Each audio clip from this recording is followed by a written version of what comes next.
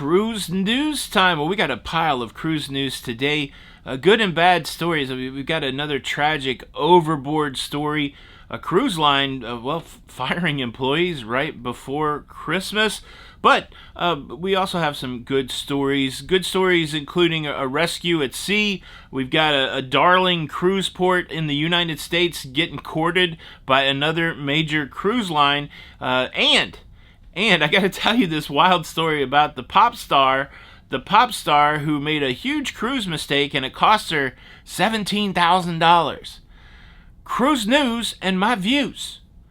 Let's talk about it. Hey, what's up, everybody? Welcome to Lido, Loca. I'm your host, Tony, here with the latest cruise news and views for your face for a Thursday, the 15th of December, 2022.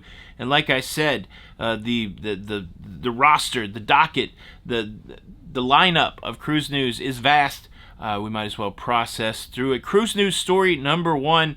This one just developing overnight. Another tragic overboard story. Female passenger went overboard in the middle of the night from the MSC Meraviglia off the coast of Florida. Search and rescue operation was put into effect, and word is coming out from the Coast Guard this morning that the body of the woman who went overboard has been recovered. So passed away, went overboard and passed away. We have a friend on that cruise ship, Mike. He's also known as the Naughty Cruiser. He has a YouTube channel. He contacted us with some very interesting audio visual of what was happening while the search and rescue was going on. They were required to come back to their stateroom. There was a door-to-door stateroom ID card scan to make sure that everybody was on board. Services were shut down during the time. And then, of course, he said you could see the search and rescue going on. It does seem like we're getting a lot of these overboard stories lately. I don't know that means there's an increase in overboard stories or there's just more access to the information. At some point, I'm going to have to dig in and look at the statistics. Continue to contend that overboard is a rare occurrence with the millions and millions of passengers cruising. But certainly we hear about them. Please, if you're so inclined, send some positive thoughts to the people impacted by this tragedy. Wow. So sad. Cruise news story number two, another big bummer of a story. Norwegian Cruise Line is letting go up to 9% of their shoreside staff there in Miami.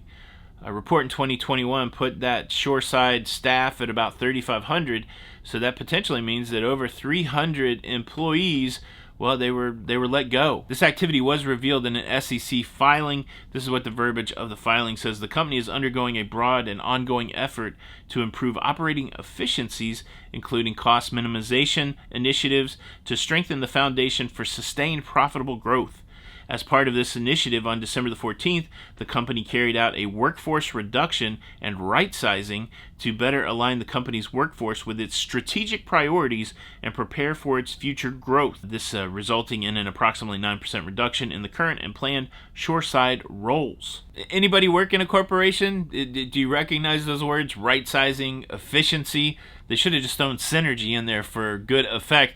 No, the words used to be like layoff and downsizing, but in the changing times, the language changes. What it means is, it's a publicly traded company, and if you've ever worked in a large publicly traded company, so many decisions are made so that you can deliver the profitability number that you've talked about. You can deliver it to the street, right? You want your stockholders, you want the numbers that you predicted to be true, and a lot of times you can get to those numbers by cutting costs. Of course, the things that they talk about, strategic planning for the future, that is something that leaders do, but a lot of it is about cost reduction. And unfortunately, one of the easiest costs to reduce is labor cost. And the other thing they talk about is, optimizing their operations.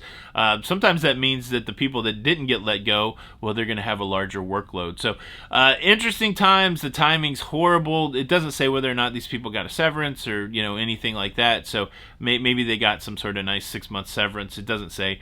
But yeah, I would hate to lose my job 11 days before Christmas. How about that? All right, enough of the bad news. Let me hit you with some good news. How about a rescue at sea? There's a cruise line called Nico Cruises that has an expedition cruise ship called the World Explorer. It was doing a cruise around Barbados when it received a distress signal from a sailing yacht, a distress signal indicating that there were 4 people stranded at sea. The World Explorer was able to locate the ship in distress and save the 4 people that were stranded at sea, bringing them on board the World Explorer and making their way to Barbados, giving them treatment and all those kind of things. So one of my favorite things about cruising, we hear about the overboard stories a lot, but we also hear about the rescue at sea stories a lot.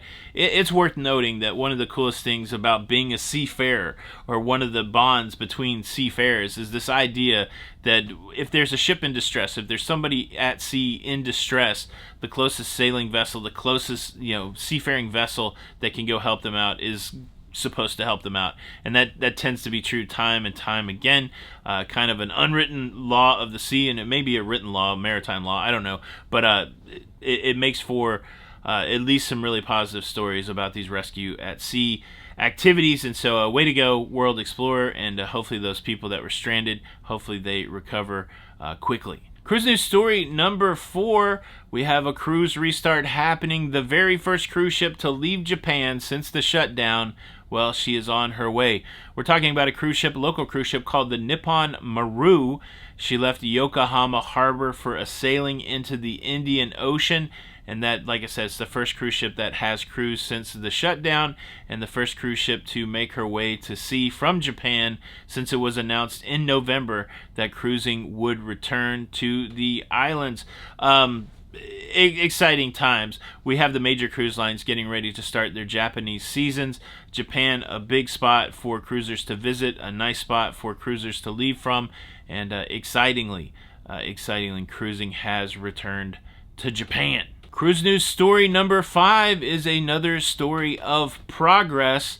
A big event happened recently at the Meyer Werft shipyard where ownership of the brand new P&O Arvia was transferred from the shipyard to P&O. The Arvia will be the first pirate sailing vessel. They will feature many interesting restaurants on board. Of course, the signature restaurant is the Arby's.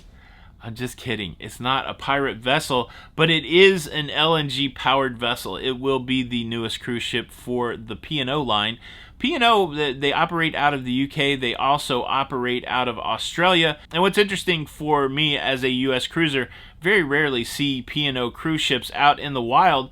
But yesterday, we were docked right next to the P&O Britannia. How about that? But yeah, this ship's going to go out of Barbados, 185,000 tons, going to be doing some Caribbean sailings, and this one's tempting. You don't see many U.S. cruise tubers on a P&O ship. Very tempted to maybe make the trip to Barbados and get on a P&O ship next year. UK cruisers out there, European cruisers out there, have you been on P&O? Do you love it? Is it what do you think it would be like for a U.S. Cruiser to be on a P&O ship? Leave a comment below. Alright, so I got 2 more big cruise news stories for you. I got to tell you about this cruise port that's getting so much love, and I got to tell you about the pop star that, well, lost $17,000 because of a cruise mistake. But before I do that, let me quickly invite you to subscribe. If you like staying up to date with everything that's going on in cruising, please consider subscribing with the notification bell on. That way you don't miss out on any of these episodes. Thank you in advance. And also, before I talk about the cruise news, let me tell you about a change that Carnival is making in the language it's using for cruising. This happens from time to time when you have somebody that's a leader in the industry that wants to make a change. Well, they can just change the language. For example, a few years ago, Carnival Cruise Line stopped calling tenders the boats that take you from the ship to the shore. They quit calling them tenders. Instead, they call them water shuttles. Well, now they would like to make a change to what we call the person who takes care of our cabin on a daily basis. I've always called that person the cabin steward. Well, now I've noticed specifically in the post of brand ambassador John Heald, he says that they want to start calling these folks the cabin attendant, which I'm okay with. But it raises an interesting conversation how things change over time. So you have a thought leader like John, you have somebody with an audience like John that's putting out the message that the folks at Carnival want to call these folks cabin attendants instead of cabin stewards or room stewards, and that's how it begins. So you can see, it'll be interesting to see in a year if cabin attendant is how, the easily referred to word, or will people still use cabin steward? What do you say? What do you call the person that takes care of your cabin on a cruise ship? That's an interesting conversation. Leave a comment below. All right, let's talk about cruise ports, and let's talk about what I feel like is the darling cruise port in the United States right now. I'm talking about Galveston, Texas. Can I get a yeehaw? That's right, there is such a strong base for cruising from Texas and from that part of the country that we see more and more love going to Galveston. Just recently, Royal Caribbean opened their brand new terminal there, allowing for the world's largest cruise ships, the Oasis class of cruise ships, to dock in Galveston. And of course, Carnival will be launching their newest cruise ship, the Jubilee, next year from Galveston. And it's an interesting thing that they have going on. They have a long-term development plan in Galveston. They have 3 major cruise terminals there now, and the plans are to have a 4th major cruise terminal, but the plans were kind of like decades from now. Like in the next couple decades, we'd like to get to that 4th terminal. Well, there's a couple cruise lines that are saying maybe you could do it sooner because we got some interest in coming to Galveston. One of those, Norwegian Cruise Line, they would like to go to Galveston. Their new Prima ship will make a debut in Galveston next year, but not at their own terminal. But there's another cruise line that says, man, we would like to see a new terminal. And guess who it is? It's MSC Cruises. That's right. I told you guys, watch out for MSC. They're coming for you on the East Coast. They're coming for you in southern Florida, and now they'd like to hit you deep in the heart of Texas. There's been some information revealed that MSC has been in talks with the folks there in Galveston to accelerate the terminal there. Maybe a MSC terminal in 2025 or 2026. Now, it's early days, as my friends in the UK would say, and none of this is set in stone. It's all speculation based off of information that was released. But how exciting is that if something actually comes to fruition that MSC is going to fund or be a part of some sort of terminal there in Galveston? That would be a big boon. I would love to see MSC in Galveston, see who's jumping on those cruise ships.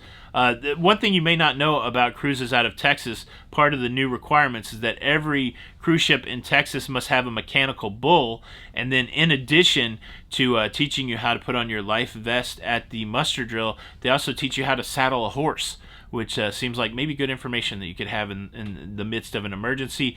And at formal night, you have to wear cowboy boots. None of those things are true, but I just thought that would be an interesting requirement if you cruise out of Texas. I think one requirement is they have big steaks on board, right? Everything, I don't know. What do you think about that? That's exciting for Galveston. Can I get a yeehaw? Are you a Texas cruiser? Does this make you excited? Does this give you fanny flutters? That's another UK thing. I'm building up to another UK story, but leave a comment below. Now, let's talk about the pop star that made a cruise mistake that cost her $17,000. The pop star's name is Carrie Katana. She was a part of a girl group in the late 90s called Atomic Kitten in the UK. And I think now she's some sort of celebrity person in the UK. Like, she has a podcast, and they take pictures of her. You know, she's just like that kind of celebrity. And, well, on a recent podcast, she talked about how she had a 14,000 pound, or about $17,000 cruise booked that she straight up canceled because she made a cruise mistake. And the big cruise mistake that she made is a few days before the cruise, well, she watched Titanic. And the James Cameron epic of the Titanic sinking spooked her enough that she said, I'm not going on the cruise. Cancellation fees be darned. She lost all that Jack because she was, she realized that there was no room for Jack on the board. You know what I'm saying? Thanks, Rose. And that's kind of crazy, isn't it? Who would let an irrational fear impact your life in such a way that you would change what you completely do? Wait, what's that? No, I'm good. I don't want to swim in the ocean at all. Why not? Oh yeah, I saw Jaws when I was 6 years old. Okay, I guess it happens. I guess irrational fears do get permeated through cinema. Any irrational fears out there? And look, honestly, there's nothing better on a cruise ship than to play Titanic, not the sinking part, but all the other cool parts of Titanic. A classic La Lido Loca video is how to play Titanic on a cruise ship. If you haven't seen this one, you're in for a treat. Make sure you check that out next. This is Tony for La Lido Loca, and until the next time, we'll see you on the Lido.